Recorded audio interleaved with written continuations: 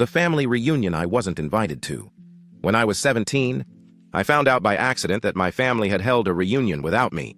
It was the kind of thing we only did every few years, usually at my grandparents' old farm. There would be long picnic tables, paper plates piled with food, and cousins I hadn't seen since I was a kid. I didn't always love being around all of them, but it was tradition, one of the few times the whole family got together. That summer, I noticed my cousin posted a bunch of photos online. They were standing in front of the farmhouse porch, arms around each other, the kind of half-awkward, half-genuine smiles you get when people force a group shot. At first I thought maybe they had just visited without us, but the more I clicked through, the clearer it became. This was the reunion. Everyone was there. Everyone except me.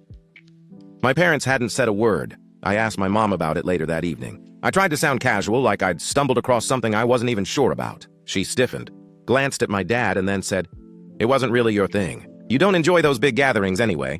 I stared at her, floored. "You decided that for me? You didn't even ask." My dad mumbled something about how I'd been working a lot, that they didn't want to disrupt my routine, that it wasn't worth dragging me along if I wasn't going to have fun. It was said in that dismissive way that shut down any argument before it started. The truth was, yeah, I was quieter at those reunions. I didn't always laugh as loud as the others, and I stuck close to my plate of food instead of jumping into every conversation. But that didn't mean I didn't want to be there. That didn't mean I wanted to be erased from the family photo. The more I thought about it, the more it stung. It wasn't just missing one event. It was the fact that nobody, not my parents, not my aunts, not my cousins, thought to ask why I wasn't there. They all carried on as though my absence was normal, acceptable. When I pressed again, my mom finally snapped. "You never show any interest. We thought we were doing you a favor."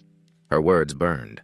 A favor. As if excluding me from my own family was some kind of gift. I didn't yell back. I just nodded, went up to my room, and shut the door. But inside, it felt like something had cracked. For the rest of high school, I carried that moment with me. At every family holiday, I couldn't stop thinking about it. I noticed little things more. The way my parents doted on my sister when she told her loud stories, the way they brushed over me when I tried to contribute. I realized the reunion wasn't an accident. It was just the clearest example of how they saw me. An extra. Someone easy to leave out. Years later, I still think about those pictures.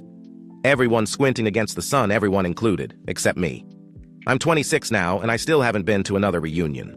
If they're happening, I'm not told. I don't know if it's intentional or if I'm just left off the call list. But that night, I found the photos, scrolling through picture after picture of people who were supposed to be my family. I made myself a promise. If I ever build a family of my own, no one will ever feel that way. No one will be erased. No one will be doing them a favor by pretending they don't exist.